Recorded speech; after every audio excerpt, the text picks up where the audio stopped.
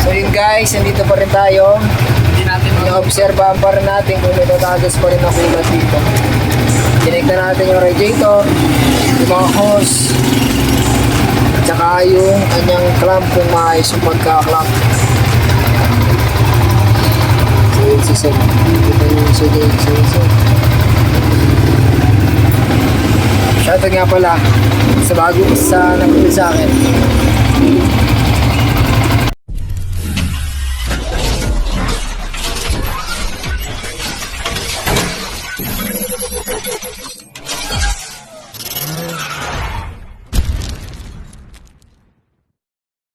Guys, anong oras na? Ayan, gabi na. Nabukas na ulit ako ng shop. Ito pala may aras tayo dito. Ganun na nga nangyari.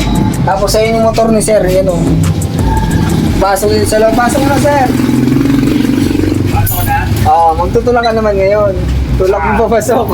Okay na to kaysa mula doon. Oo. Tinulak namin. Grabe, pawis na pawis ako guys. Oh. So yun, binuksan ko yung carb. Okay naman. Okay naman yung flow ng gas. Ang sira ay wala ang kuryente. Kaya yun, tinulak na lang namin. Tinulak ko pala siya papunta dito sa shop. Sa may palingon, tipas pa yun guys, sa may palingon.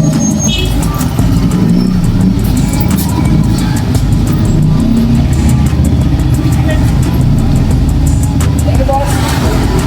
Thank you.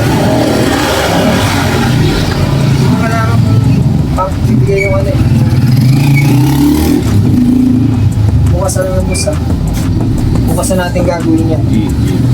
Alam mo may ano ako eh. CBI. Nakadala ko CBI lang kasi ako. So yun guys, update ko kay bukas. Doktor niya lagi.